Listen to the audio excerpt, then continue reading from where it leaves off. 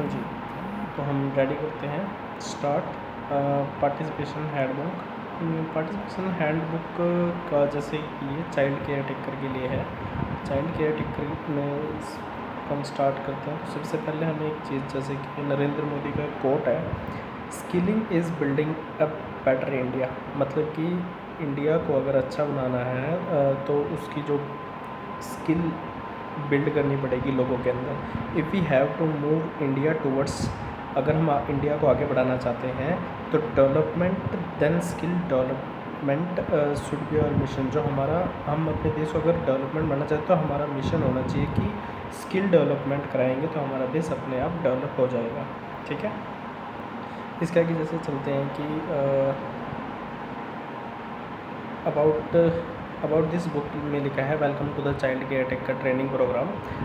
This participate handbook will facilitate and train the trainees. इसमें हम आपको ट्रेनिंग देंगे पार्टिसिपेंट्स को या ट्रेनी जो भी हैं, स्किल उनको बताएंगे क्या क्या चीज़ चाइल्ड केयर टेकर में करनी चाहिए, जैसे कि डोमेस्टिक वर्कर्स सेक्टर के अंदर क्या क्या चीज़ करनी चाहिए। और मेन अगर इसके अंदर बात करें तो ये जो पॉइंट्स दिए हुए हैं ना, display standard of hygiene and work etiquettes, क्या क्या चीज़ हम इसके अंदर सिखाएंगे वो बताया गया है।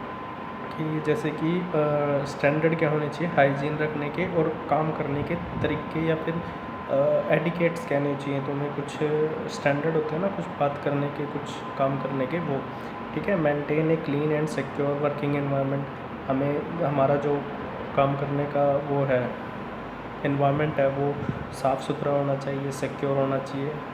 Manage child's immediate environment and needs, जो बच्चों की एकदम से साथ ज़रूरत होने वाली चीज़ें हैं वो, और उनका एनवायरनमेंट है वो भी, उसका बातों का ज़्यादा ध्यान रखना चाहिए। Develop and promote positive relationship with the child, मतलब कि जो बच्चे होते हैं उनके साथ पॉजिटिव रिलेशनशिप हमेशा डेवलप करना चाहिए और उसको ही बढ़ावा देना चाहिए। Develop and maintain a healthy safe and secure environment for child. Simple सी बात समझ आ गई होगी। ठीक है, तो हम डायरेक्ट चलते हैं फर्स्ट चैप्टर पे, इंट्रोडक्शन एंड ओरिएंटेशन। ठीक, तो फर्स्ट चैप्टर शुरू होता है इसका यहाँ से। Unit objectives, explain about domestic workers in India. India के अंदर जो डोमेस्टिक वर्कर्स मतलब घरों के अंदर जो काम करते हैं उनके बारे में बताया जाएगा, और उनका overview, objective and overview of the programme, और जो उनका प्रोग्राम के बारे में हम एक्सप्लेन करेंगे। ठीक है, domestic workers have always been a crucial part of Indian house holds.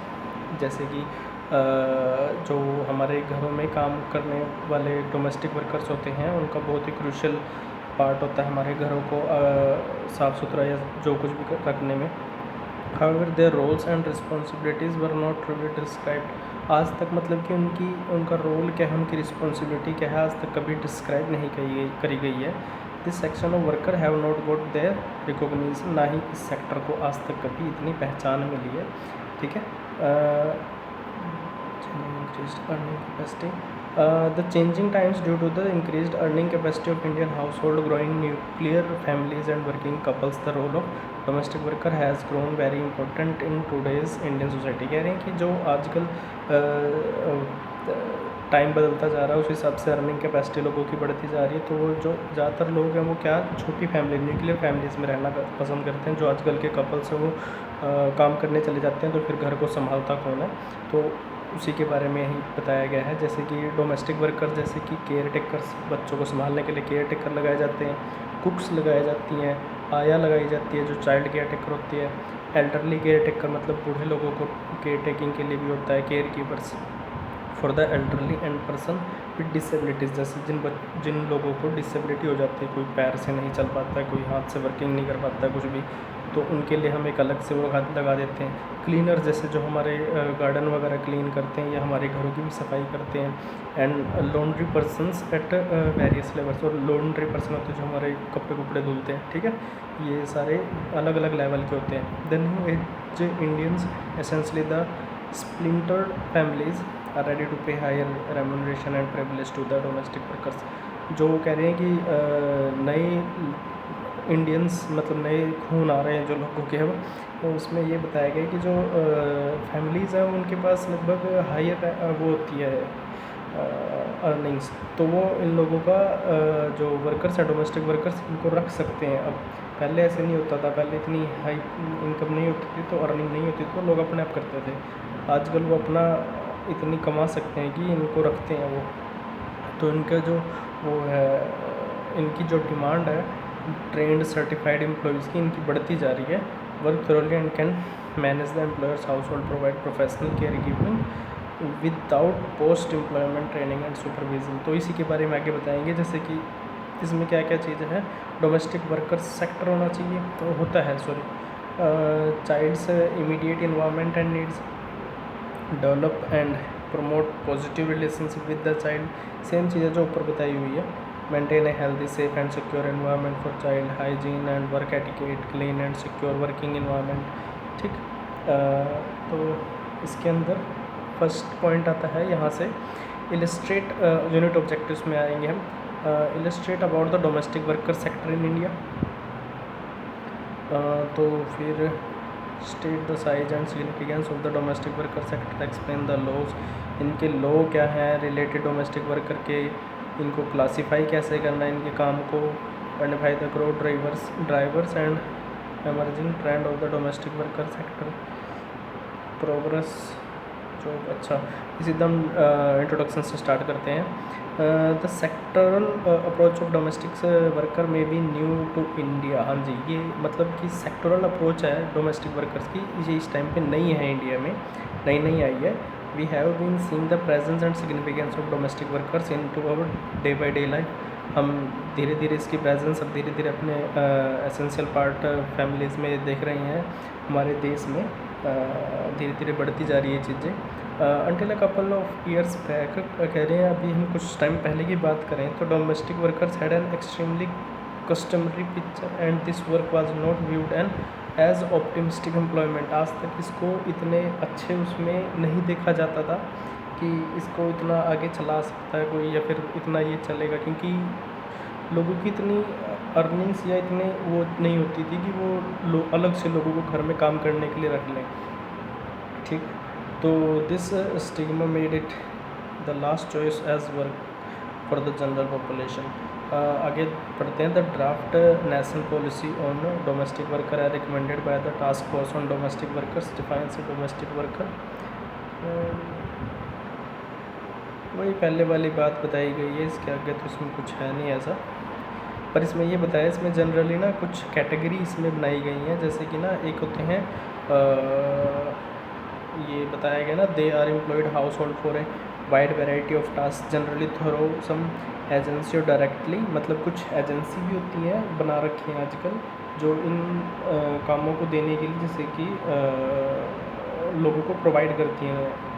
ठीक है, एजेंसी बनी हुई है, उनके पास उनके कॉन्टैक्ट होते हैं जो ऐसे काम करना चाहती हैं, और कुछ ऐसे उनके पास लोगों के कॉन्टैक्ट होते हैं जिनको चाहिए होता है, तो एजेंसियाँ बनी हुई हैं वो उनको प्रोवाइड करती हैं। ठीक है, तो कुछ एजेंसी कुछ डायरेक्टली भी लग जाती हैं, वैसे भी इतनी एजेंसीज़ का इतना प्रचलन नहीं है, पर धीरे धीरे आगे बढ़ जाएगा।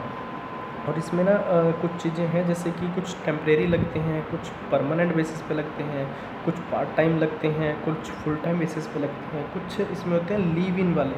लीव इन मतलब कि उनके घर पे ही रहते हैं।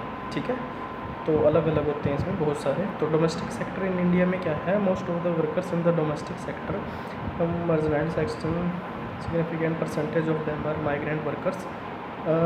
साइज एंड सिग्निफिकेंस, इसमें क्या बताया गया साइज एंड सिग्निफिकेंस में, there are no reliable statistics, मतलब अभी तक कह रहे हैं कि इसका कोई भी स्टैटिस्टिक्स अभी तक अवेलेबल नहीं है, हम अपनी तरफ से जो चीज़ बता रहे हैं, पर लेकिन एक लास्ट 2004-05 में एक नेशनल सैम्पल सर्वे हुआ था, उसने हमें अप्रोक्सीमेट फिगर दी है कि लगभग 4.2 मिलियन डोमेस्टिक वर्कर्स हमारे इस देश में रहते हैं। ठीक है, रहते नहीं, सॉरी, काम करते हैं। 4.2 मिलियन, ये लगभग हो गए 4.2 मिलियन, मतलब कि लगभग 40 लाख लोग, 40 से 42 लाख लोग हमारे देश में काम करते हैं इस चीज़ का। तो girls and women's make up the significant majority of domestic, ज़्यादातर लड़कियां या फिर औरतों ने ये चीज़ें ही ज़्यादातर करती हैं। 2000 से 2010 के बीच में लगभग 75% जो काम था ऐसी चीज़ का, वो गर्ल्स एंड वुमेंस ही करती थी, डोमेस्टिक वर्कर्स इन इंडिया में। ठीक है, तो और 2009-10 में more than 2/3 of the domestic worker in the country और वर्किंग इन अर्बन एरियाज़। कह रहे हैं कि इसमें से 2009-10 में ये रिपोर्ट आई थी कि जो जैसे 42 लाख लोग हैं, 42 लाख में से 2/3 मतलब कि 2/3 लगा लो, लगभग 30 लाख लोग अर्बन एरियाज़ में काम करते थे। गाँव में तो वैसे भी नहीं करते, बहुत कम ही लोग करते हैं, ठीक है। बाहर ही ज़्यादातर ऐसा चलता है अर्बन एरियाज़ में, ठीक है। Most of the domestic workers in India कैसे होते हैं, या तो अनपढ़ होते हैं, इलिटरेट, या फिर मिनिमली एजुकेटेड, मतलब कि बहुत कम पढ़े लिखे होते हैं, एंड लो स्किल्ड, बहुत कम उनको स्किल आती है किसी भी चीज़ की, ठीक है। उसके बाद क्या है, national draft policy for domestic worker. उसके बाद हमारे यहाँ पर एक ड्राफ्ट नेशनल पॉलिसी बनी है डोमेस्टिक वर्कर्स के लिए। उनके एम्स क्या हैं, ऑब्जेक्टिव्स क्या हैं, उनके लीगल प्रोविजंस क्या हैं इन स्टेट्स में, ये सारी बातें अब हम इसके अंदर बताएंगे, ठीक है। Draft and the national policy for domestic worker aim to strengthen and existing social protection floor for domestic workers and include them specially in the existing legislation to enable them to fully enjoy their rights as workers। इनके rights वगैरह ही सारे कुछ इसके अंदर बताया जाएगा। Once approved and notified the domestic worker like other workers shall have to right, इनके क्या क्या अधिकार होते हैं, इनके अधिकार बताए गए हैं इसमें, ठीक है। अधिकार लगा लो, एम्स उनका उद्देश्य क्या है। Right to work with dignity and respect, एक तो उनको इस चीज़ का अधिकार है कि उनको रिस्पेक्ट से और डिग्निटी से उनको काम करने देना चाहिए और करना चाहिए। Work in formal employment relationship and registration as worker, जो ऐसे लोग काम भी कर रहे हैं अब उनका कोशिश करना चाहिए कि उनका रजिस्ट्रेशन करके उस वर्कर का, उसके बाद उसको काम करना चाहिए ताकि उसको जो सरकारी सहायता है वो भी मिल सके। प्रोटेक्शन ऑफ मिनिमम वेज, इससे क्या होगा, उसको एक प्रोटेक्शन मिलेगी मिनिमम वेज की। जैसे कि लोग क्या करते हैं, घरों में वैसे ही रख लेते हैं कम वेजेस में, पर लेकिन अगर उसके थ्रू रखे जाएंगे या फिर रजिस्ट्रेशन वगैरह करके, तो उससे उनको क्या होगा, एक मिनिमम वेज मिलना तय होगा कि इससे कम में नहीं रखे जाएंगे, ठीक है। Direct receipt of ways in cash और बैंक अकाउंट, उनको डायरेक्ट रिसीट मिले, या तो वेज मतलब कि जो उनको मिलते हैं पैसे, और या फिर उनके बैंक में या सीधा उनको कैश मिले। प्रोविज़न ऑफ आर, उनके कितने घंटे उनको काम करना है, कितनी छुट्टियां देनी है, वीकली ऑफ करना है कि नहीं करना, ये सब फैक्ट्री एक्ट के अंदर आएगा और ये सब कुछ इनको करना चाहिए पड़ेगा, ठीक है। Social security coverage include maternity benefits, इसमें मैटरनिटी बेनिफिट्स होते हैं, वो स्टेट और सेंट्रल गवर्नमेंट के थ्रू जो भी होते हैं वो उनको मिलेंगे, ठीक है। और a safe and healthy place to work and stay, मतलब कि उनको एक सेफ़ जगह मिलेगी, हेल्दी प्लेस मिलेगा, और sufficient food should be provided for a live in worker. Live in worker जो कि दिन रात वहीं पर ही रहते हैं, उनके लिए एक सफिशिएंट फूड, उनको खाना पीना सब कुछ टाइम से मिलता रहे, ये चीज़ की गारंटी देता है, ठीक है। Protection against sexual harassment at the place of work as per existing status in force, ये तो ओबियस सी बात है, उनको सेक्सुअल हरासमेंट ना हो तो इसलिए भी काम आएगा। Safe working environment and protection from hazards and accidents at the work place, उनको ऐसे वर्किंग एनवायरनमेंट पे ही वो काम करना चाहिए जैसे कि ये हजार्ड्स एंड एक्सीडेंट एरियाज़ पर वर्क प्लेस नहीं करना चाहिए। ये सारी गारंटी सरकार इनको इस ड्राफ्ट नेशनल पॉलिसी के थ्रू ही देती है, ठीक है। Pursue skills development and personal training, और क्या करते हैं कि इसमें ये इनको पर्सनल ट्रेनिंग भी देते हैं। स्टडीज़ और distant education programme at her his leisure time, जब भी उनको इस चीज़ का टाइम मिलता है तो इनको skill development and professional training और पढ़ाई भी कराई जाती है, ठीक है। Access entitlement schemes and benefits available to other categories of workers. Freedom of association and collective bargaining, ये इतना खास नहीं है। एक्सेस सिमिलर टू जस्टिस, ये है कि इनको किस किस चीज़ का एक्सेस मिलता है, जस्टिस का मिलता है, डिस्प्यूट का मिलता है, रेजोल्यूशन का, grievance redressal bye suitable mechanism, मतलब कि एक सुटेबल वो मैकेनिज़्म बनाया जाता है जिससे कि इनको वो चीज़ की सहायता मिल सके।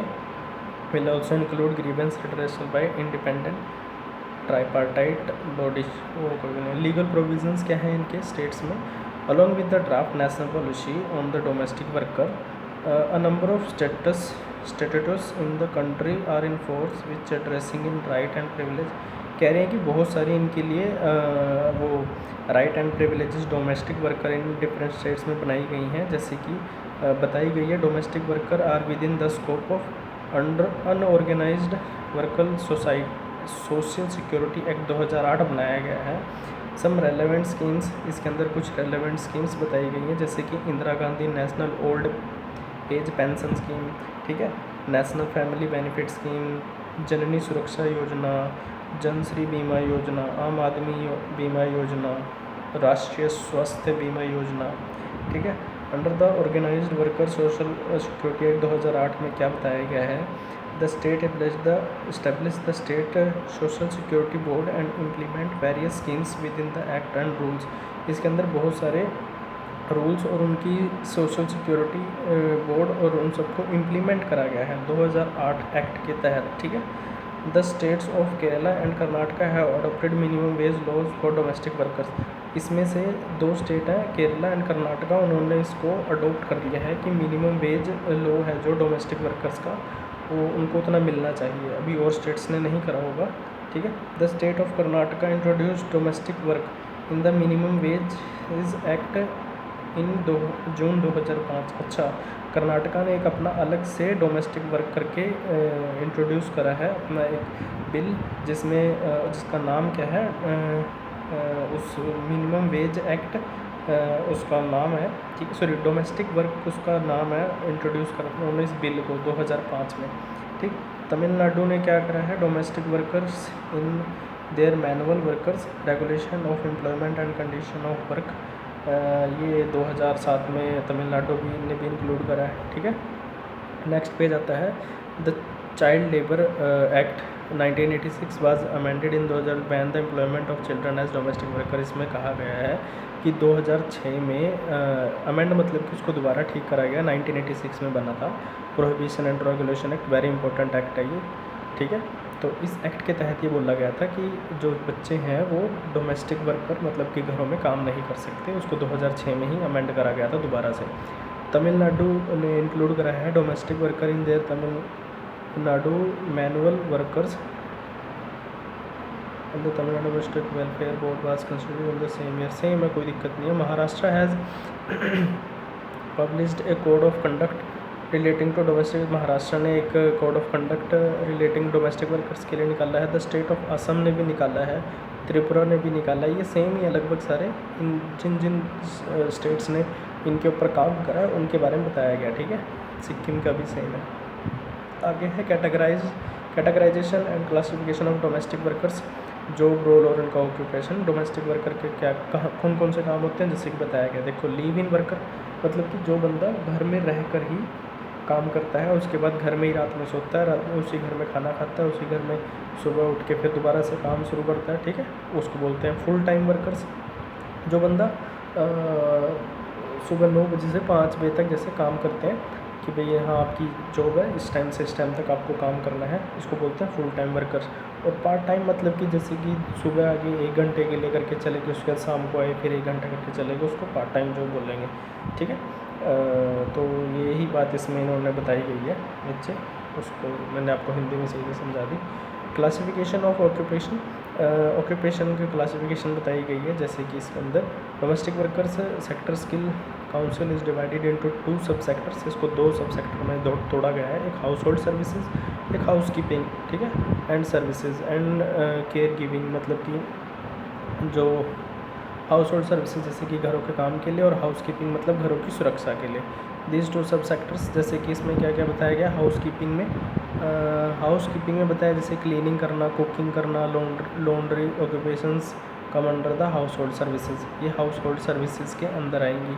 हाउस कीपिंग एंड सर्विसेज के अंदर आएगा जैसे कि sub sector where as child care, जैसे कि बच्चों की वो करना, देख रेख करना, care giver person with disabilities वाले, ठीक है, मदर एंड न्यू बॉर्न, नए बच्चे जो पैदा होते हैं उस टाइम पे जो उनकी देख रेख करना, उसके लिए रखे जाते हैं। एल्डरली केयर, बूढ़े लोगों के लिए, तो ये सारे के सारे इसके अंदर आते हैं हाउस कीपिंग में।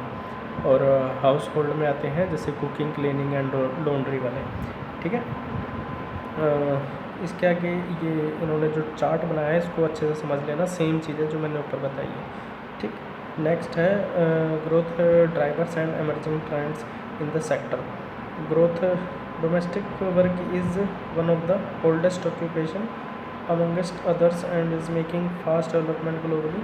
मतलब ये कह रहे हैं डोमेस्टिक वर्क है जो ये एक पुराने ऑक्यूपेशंस में से एक है जो कि इस टाइम पे बहुत अच्छे से बहुत तेज़ी से आगे बढ़ रहा है पूरे दुनिया भर में। It refers to the increasing number of people, ये रेफर करता है कि भाई बहुत सारे लोग इसको कर रहे हैं इस टाइम पे, coming together to make the live of other simpler and more comfortable. The past trends, just a minute. इसमें जैसे कि बताया गया है ये domestic worker sector skill council in India के तहत कि सिर्फ ये एकमात्र एक ऐसी वो है जो प्लेटफॉर्म है जहाँ पर इनको नेशनल लेवल पर वो मिलता है, सर्टिफिकेट मिलता है which through its activities and mobilisation. जैसे कि इसके अंदर क्या क्या mobilisation, training, certification and placement, ये इन सब के बेस्ट प्लेटफॉर्म्स हैं जो कि ज़्यादातर यूज़ होते हैं। ठीक है, और इनको मतलब कि working hard to create a safe and financially stable ground for the domestic workers in India. ठीक है, वही बात दोबारा बताते हैं। Some of the prominent growth drivers इनके बताए गए हैं कि जैसे कि demand and professionally trained workers is higher, मतलब कि जो प्रोफेशनली कोई ट्रेंड हो जाएगा इस चीज़ में, उसकी जो उसको पैसे हैं वो ज़्यादा मिलने चाहिए ना, तो पैसे ज़्यादा मिलेंगे। और जो एम्प्लॉयर है वो ज़्यादा पैसे उनको देने के लिए मान भी जाएगा क्योंकि उसको पता होगा ये अपनी चीज़ में क्या है, बेस्ट है। ठीक है, अदर सेक्टर्स के अलावा awareness of dignity in the field and the change in India socio economic pattern are encouraging more people. मतलब कि अगर इस चीज़ में अच्छी चीज़ होगी तो लोग अवेयर होंगे तो इस चीज़ में लोग और जाना चाहेंगे तो जो आजकल के नए बच्चे आ रहे हैं वो भी इस सेक्टर में उससे जुड़ना चाहेंगे। ठीक है, one of the prominent reason for obtaining domestic help in the rise in the number of working couple. मतलब कि जो आजकल इसमें क्यों ये बढ़ोतरी हो रही है, क्योंकि जो ज़्यादातर लोग हैं वो क्या न्यूक्लियर फैमिली, छोटी फैमिली में या फिर बस कपल्स, मतलब कि आपस में रहना चाहते हैं बस और कुछ नहीं। तो फिर जब वो इतनी छोटी फैमिली में रहना चाहेंगे तो सारा काम खुद नहीं कर सकते क्योंकि उनको दोनों कमाने जाना पड़ता है। तो फिर इस वजह से उनके घर में कौन देखेगा, तो ठीक है। Another important reason for the growth in this sector is increase in disposable income and improve per capita income। और इससे क्या होगी कि उनके साथ साथ जो वो काम देंगे लोगों को, उनको अच्छी सैलरी मिलेगी तो उनकी पर कैपिटा इनकम भी ज़्यादा बढ़ेगी। ठीक है, पर कैपिटा इनकम जैसे कि जो एक बंदा है वो कितने पैसे कमा रहा है। अगर मान लो घर में 4 लोग हैं, कमाता सिर्फ एक ही आदमी है, तो मान लो 4 लोग हैं और एक आदमी है 4,000 रुपये कमाता है, पर वही कमाता है और 3 उसके ऊपर डिपेंड है, खाना का उसका ही सारा कुछ डिपेंड है उनके ऊपर। तो पर कैपिटा क्या होगी कि इनकी चारों की पर कैपिटा इनकम 1,000 रुपये है।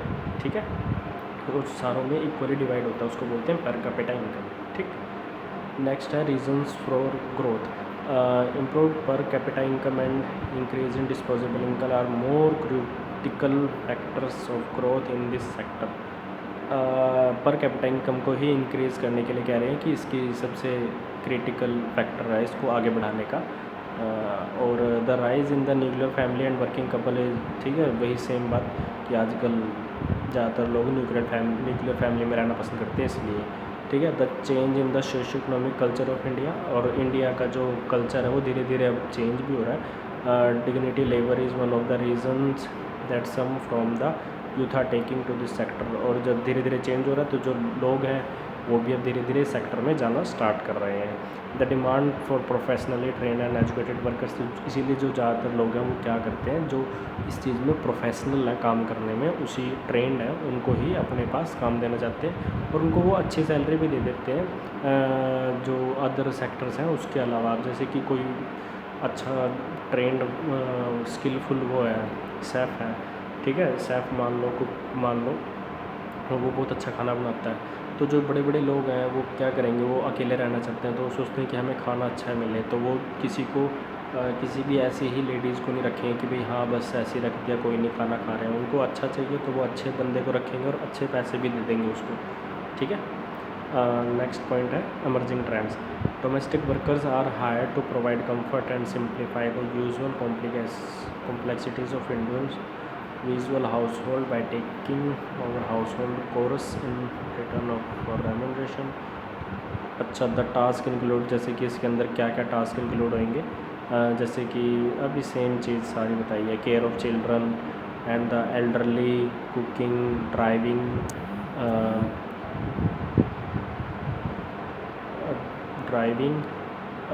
Cleaning, grocery shopping, running errands and taking care of household pets, मतलब घरों में रहने वाले जो जानवर होते हैं उनके लिए भी, पर्टिकुलरली इन अर्बन एरियाज़, जो अर्बन एरियाज़ में रहते हैं, मतलब शहरी इलाके में। Change in employers expectation, the employer is ready to pay a higher salary if the domestic worker is as per expectation in domain knowledge, attitude, hygiene etcetera. ठीक है, सेम बात बोली है कि भाई जो एम्प्लॉयर का एक्सपेक्टेशन है वो चेंज हो जाता है। क्यों? वो उसको ज़्यादा पैसे देने के लिए तैयार है अगर वो उसके एक्सपेक्टेशन के मुताबिक हो, जैसे कि उसके बाद नॉलेज अच्छी हो, एटीट्यूड उसका अच्छा हो, हाइजीन अच्छा रखता हो। ठीक है, defined job roles, the job roles of the domestic worker are now more defined than earlier which encourages the worker to perform his duties better. मतलब कि पहले सिर्फ ये कहा जाता है तुम अपना काम अच्छा से करो बस। It's clear sub sectors of household services and care giving have defined the job role in the sector. मतलब हर किसी को अपनी डिफाइंड जॉब देने की बात करी गई है कि अगर तुम्हें खाना बनाने के लिए रखा है तो तुम खाना ही बनाओ, तुम्हें केयर टेकिंग के लिए रखा है तो तुम सिर्फ केयर टेकिंग ही करो, तुम्हें सफाई के लिए रखा है सफाई करो। ठीक है, ये डिफाइंड जॉब दे दी जानी चाहिए। द नेसेसरी ऑफ टाइम्स, समय के अनुसार, employ domestic worker is no more luxury even for a middle class family. अच्छा लिखा है कि अगर किसी मिडिल क्लास फैमिलीज़ को इतना ज़्यादा वो नहीं है, मतलब वो फिर भी अपने आप को लग्जरी वो करने के लिए एम्प्लॉय डोमेस्टिक जो होते हैं इनको रखते हैं। It has become a necessity, ये आजकल ज़रूरत बन गई है।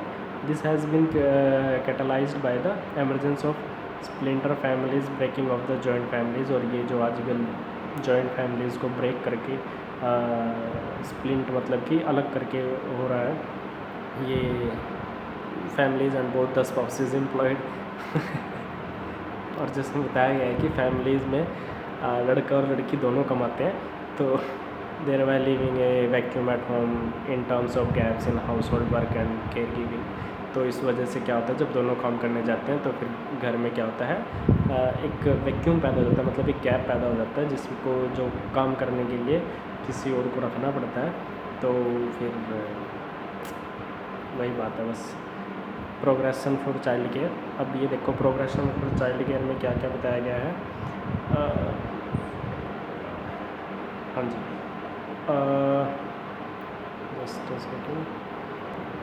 ये जो एक चाइल्ड केयर टेकर का इन्होंने ग्राफ किया है ना, इसको पढ़ लेना, आपको वैसे समझ आ जाएगा। वैसे इन्होंने लेवल डिवाइड कर रखे हैं इसके और कुछ नहीं। ठीक है, और नेक्स्ट आता है इसकी एक्सरसाइज है, इसको तो छोड़ो। नेक्स्ट आता है last point, main point, roles and responsibility of a child care taker. जो दूसरी है एल्डरली केयर टेकर, उसमें भी ऊपर तक का सेम है, एक एक वर्ड सेम है, सिर्फ चेंज कहाँ होगा 1.3 पॉइंट में। इनकी जो roles and responsibility of a child care taker है उसमें है roles and responsibilities of a elderly care taker.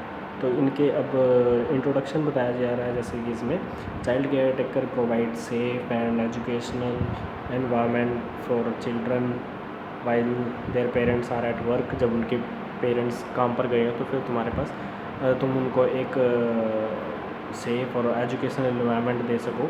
And care taker take care of their basic needs including dressing, जैसे कि उनको ड्रेसिंग सिखाना, फीडिंग, खाना कैसे खाते हैं, supervising play and nap times, उनको खेलने के लिए सुपरवाइज देखते रहना, और उनका नैप टाइम्स मतलब सोने का उनका समय। ठीक है, aside from providing for children basic need, child care givers में ऑल्सो टीच चिल्ड्रन, जैसे कि बच्चों को पढ़ा सकती हैं, रीड टू दैम, उनको पढ़ना सिखा सकती हैं, मतलब कि बोलना। ठीक है, प्ले विद दैम, उनके साथ खेल सकते हैं, and provide comfort with when needed, उनको कंफर्ट प्रोवाइड कर सकते हैं जब उनको ज़रूरत है। They are also responsible for communicating with the children's parents to update them on their child behaving during the day. और मतलब कि इसमें बताया गया है कि वो रिस्पॉन्सिबल होनी चाहिए कि कम्युनिकेशन, मतलब कि जब उनके पेरेंट्स आए तो फिर उनको वो बताएं कि हमने आज पूरे दिन में क्या करा है, कैसे करा है, और उनको बिहेवियर बताएं कि तुम्हें किस तरीके से बताना है। ठीक है, पेशेंस, फिज़िकल फिटनेस, उनको उनका पेशेंस, उनको मतलब धैर्य रखना सिखाएं, फिज़िकल फिटनेस सिखाएं, and a genuine interest in caring for children are the most important qualities of a child care. अच्छा सॉरी, उनके लिए नहीं, अपने लिए ये बताया गया है। पेशेंस मतलब कि तुम्हारे अंदर धैर्य होना चाहिए, फिज़िकल फिटनेस होनी चाहिए तुम्हारी, और तुम्हारा ना जेन्युइन इंटरेस्ट होना चाहिए बच्चों की देख रेख करने में। ये नहीं कि आपका मन किसी और चीज़ में है और आप काम कुछ और कर रहे हो, तो फिर ये काम सही से नहीं हो पाएगा, ठीक है। To be a successful child care giver, अगर आपको बनना है, और वन शुड बी पेशेंट, तुमको सॉरी पेशेंस में पेशेंस होना चाहिए तुम्हारे अंदर। एंथुसियास्टिक मतलब कि काम करने की ललक होनी चाहिए, एंड फन लिविंग, और तुम्हें छोटी छोटी चीज़ों पे फन करना चाहिए जिससे कि बच्चे खुश हो जाएं। Ultimately A top notch child care giver loves working with the children and is passionate about child development and care. Same बात है, जो केयर गिवर है उसको बच्चों के साथ खेलना अच्छा लगना चाहिए, and passionate about child development and care, और वो पैशनेट होनी चाहिए, पैसन होना चाहिए उसका कि भाई हमें चाइल्ड डेवलपमेंट और केयर अच्छे से करनी है, ठीक है। Roles and responsibilities of child care taker, इनके रोल्स क्या हैं। Responsibility to the in children, बच्चों के लिए responsibilities. Supervise and participate with the children at all times, supervise करना चाहिए और पार्टिसिपेट करना चाहिए बच्चों के साथ। Talk to the children and give them attention, बच्चों के साथ बात करो, उनको अटेंशन दो। रिवॉर्ड चाइल्ड फॉर अप्रिशिएट और क्रिएटिव बिहेवियर, जब उनका क्रिएटिव बिहेवियर हो, अच्छी चीज़ करें तो उनको रिवॉर्ड देना चाहिए। प्ले गेम्स, उनके साथ गेम खेलना चाहिए, इम्प्रूव गेम एंड टॉयज़, ठीक है। टेल स्टोरीज़, उनको कहानियाँ सुनानी चाहिए। And learn the child's interest, और देखना चाहिए कि बच्चे का इंटरेस्ट किस चीज़ में जा रहा है, ठीक है। Always stay awake and alert, हमेशा जागते रहना चाहिए और अलर्ट रहना चाहिए। Observe safety practices with the children at all time. Keep doors locked and open only for persons allowed by the parents ahead of time, हमेशा दरवाजे को लॉक करके रखना चाहिए और सिर्फ उन्हीं लोगों को अप्रूव करना चाहिए जिनको पेरेंट्स बता के गए हैं कि ये इस टाइम पर आएंगे, तो ओपन करके बच्चों के साथ खेलने देना, ठीक है। Let the voice mail take calls, there is no need to answer the telephone, उस टाइम पर टेलीफोन पे आंसर फ़ोन वगैरह नहीं चलाना चाहिए, ठीक है। Listen to message if you expect a call from the child's parent, जब बच्चों के पेरेंट्स हैं उनके जो मैसेज आते हैं उनसे बात नहीं करनी चाहिए, उनसे टेक्स्ट वगैरह मैसेज पे ज़्यादातर बात करनी चाहिए, ठीक है। Hold a child hand when crossing street, जब भी बच्चे सड़क पार करते हैं उनका हाथ पकड़ना चाहिए। Wash hands open the teach the children cleanliness habits, उनको साफ़ सफाई की हैबिट्स के बारे में बताना चाहिए। Protect your self and the children bye avoiding strangers, मतलब अपने आप को और बच्चों को दोनों को स्ट्रेंजर्स से, अजनबियों से बचाना चाहिए। Be alert to satisfy safety hazards in the home, मतलब हमेशा उसका सेफ्टी का ध्यान रखना चाहिए घर का। Plan activities that are participate for the age and development of the child, जिससे कि वो उसमें अप्रोप्रिएट है, उसमें वो रहे और अच्छे से काम करे, डिसिप्लिन मैनर्स आएंगे उसको, ठीक है।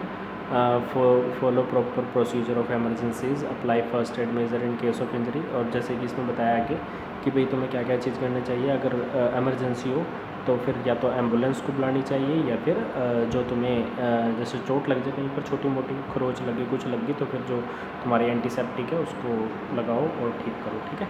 रिस्पॉन्सिबिलिटीज़ टू द जॉब, इसकी रिस्पॉन्सिबिलिटीज़ क्या क्या है। Keep a list of names and address of families, जो नेम है बच्चे का या फिर फैमिली का और उसका एड्रेस फैमिली का वो अपने पास रखना चाहिए। Letter of recommendation to presence to the customer, मतलब कि जो लेटर है, रिकमेंडेशन लेटर, जब नए कस्टमर आते हैं तो उनका मांगना चाहिए, ठीक है। Keep a list of dates times expenses and money earn, मतलब कि सारी चीज़ की लिस्ट बनानी चाहिए कि किस दिन क्या करना है, किस टाइम क्या करना है, तुम्हारे खर्चे कितने हो गए, तुम्हारे पैसे कितने तुमने कमाए।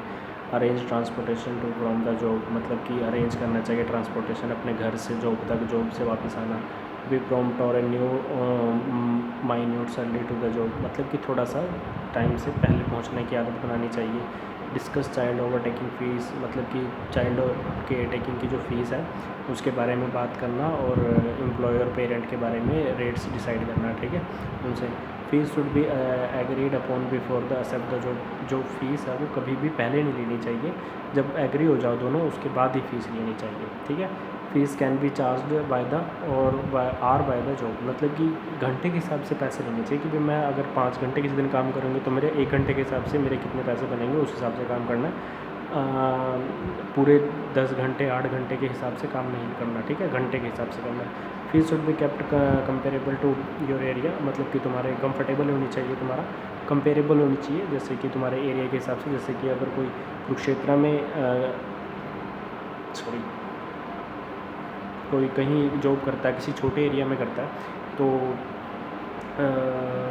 उसकी जो फ़ीस है वो कम होगी। अगर कोई बेंगलोर में जाके काम करता है, गुड़गांव में जाके करता है, बहुत बड़े शहर हैं, वहाँ पे अगर कोई ऐसे काम करता है तो उनकी यहाँ के मुकाबले बहुत ज़्यादा फ़ीस होगी, ठीक है।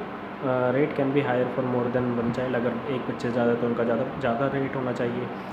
Rate can be higher for extra housekeeping course, अगर एक्स्ट्रा हाउस कीपिंग है तो उनके लिए भी अलग रेट एक्स्ट्रा होना चाहिए, ठीक है। ये सारी सिंपल बातें हैं। रिस्पॉन्सिबिलिटी टू योरसेल्फ, तुम्हारी रिस्पॉन्सिबिलिटी क्या है अपने लिए। Expect to be treated kindly and respectfully, हर किसी से काइंडली एंड रिस्पेक्टफुली बात करने का की एक्सपेक्टेशन होनी चाहिए। Expect employer parent to return on time, जो जिनके बच्चे हैं उनके पेरेंट्स टाइम टू टाइम घर आने चाहिए। जब भी मतलब ऐसा ना हो कि 7 बजे का टाइम है आने का घर पर, लेकिन वो आए रात के 10 बजे, तो इतने टाइम तक तो घर नहीं देख सकते, तो फिर ये उनसे एक्सपेक्ट करना चाहिए। Plan to be a few minutes early, हमेशा जब भी जहाँ जाना वहाँ पर जाना है तो थोड़ा सा पहले पहुँचना चाहिए। ड्रेस तुम्हारी नीट होनी चाहिए, कंफर्टेबल वॉशेबल क्लॉथ होने चाहिए। वेयर लिटिल ज्वेलरी, छोटी सी ज्वेलरी पहन लेनी चाहिए। अच्छा जी। शार्प एजेस कैन इंजर, जो शार्प चीज़ें होती हैं उनको अपने पास ना रखें, वो इंजर कर सकते हैं। Small objects can go into little mouth, और जो छोटे छोटे ऑब्जेक्ट्स हैं वो अपने पास नहीं रखने चाहिए, नहीं तो वो बच्चों के मुंह में जा सकते हैं, ठीक है। Be sure you are healthy, तुम हेल्दी होने चाहिए, तुम्हें कोई कोल्ड या फ्लू या उनके सिम्टम्स वगैरह नहीं होने चाहिए, इन्फेक्शन नहीं होना चाहिए। रिवाइव फर्स्ट एड स्किल्स, हमेशा अपने आप को फर्स्ट एड किट्स के बारे में रिवाइव करते रहना चाहिए। कंसीडरिंग ओपनिंग ए बैंक अकाउंट, हमेशा अपना बैंक अकाउंट ओपन रख, मतलब अपने पास एक बैंक अकाउंट रहना चाहिए। Plan to use your money wisely, create a budget, हम अपना एक बजट बनाना चाहिए और अपने जो पैसे हैं वो दिमाग लगा के खर्च करने चाहिए, ठीक है। Expectation from A child care taker, क्या तुम्हारी एक्सपेक्टेशन है। Expectation strong working knowledge of childhood development, ठीक है, तुम्हें नॉलेज होनी चाहिए चाइल्डहुड डेवलपमेंट की। फिजिकल फिटनेस होनी चाहिए, एबिलिटी होनी चाहिए, जैसे कि task sitting on the floor, कैसे बैठना चाहिए, कैसे खड़ा होना चाहिए, बच्चे को कैसे उठाना चाहिए। Creativity and willingness to sing, मतलब कि डांस करना, गाना गाना, फन लविंग विद चिल्ड्रन होने चाहिए। एक्सीलेंट इंटरपर्सनल स्किल्स होनी चाहिए, तुम्हें प्रोफेशनलिज्म होना चाहिए एंड पेशेंस होना चाहिए। एक्सेप्शनल लिसनिंग स्किल्स होनी चाहिए, मतलब कि सुनने की, compassion and the ability to remain calm and all times, मतलब हमेशा गुस्से में हमेशा अपने आप को शांत रखना है, ठीक है, काम। और नेक्स्ट आता है qualities of a child care taker, क्या क्या क्वालिटीज़ है। Qualities of a child care taker are mentioned below. Have the ability to communicate with children, बच्चे के साथ हमेशा कम्युनिकेट करते बातचीत करते रहना चाहिए। Know the characteristics of children at different ages, जो कैरेक्टरिस्टिक्स हैं वो डिफरेंट एजेस में बदलते हैं बच्चों के। Have the ability to play appropriate with children at different, बच्चे छोटे हैं बड़े जैसे जैसे बड़े होते जाएंगे उनके साथ गेम चेंज करते जाओ। बट नीड, मतलब कि हमेशा अगला understand but kid need to succeed, आगे उसको बढ़ने के लिए क्या चाहिए वो उसको दो। Have the ability to negotiate the business details involve in care taking, business details, अच्छा। Arrive in few minutes early, पहले पहुंचो। इंटरेस्ट, मतलब कि तुम्हें इंटरेस्ट होना चाहिए बच्चों में। Are mature friendly neat kind responsible organised and use common sense and good judgement होनी चाहिए। सेफ हेल्दी लाइफस्टाइल होना चाहिए। Sense of responsibility and honesty होनी चाहिए, सेफ्टी रखनी चाहिए अपनी। और जितने भी एबिलिटी कैरी आउट इंस्ट्रक्शंस हैं वो होने चाहिए। Have the ability to think clearly in emergencies, मतलब कि जब इमरजेंसी हो तो तुम्हारे पास इतनी एबिलिटी होनी चाहिए कि तुम फटाफट सोच के कोई काम कर सको। एम्बुलेंस को कॉल करो, ठीक करना है ठीक करो, नहीं तो क्या कर सकते हो, ठीक है, वो एबिलिटी होनी चाहिए। Have the ability to recognise safety hazards पर होने चाहिए। फर्स्ट एड तुम्हें प्रोवाइड करना चाहिए, तुम्हें उसकी नॉलेज होनी चाहिए। बेसिक मील्स की नॉलेज होनी चाहिए और बेसिक केयर क्या है बच्चों की, इस चीज़ की नॉलेज होनी चाहिए, ठीक है। यही चीज़ें इसमें होनी चाहिए, ठीक है। ये ख़त्म हो गया chapter, next chapter, elderly caretaker. I will upload next video. Okay, thank you.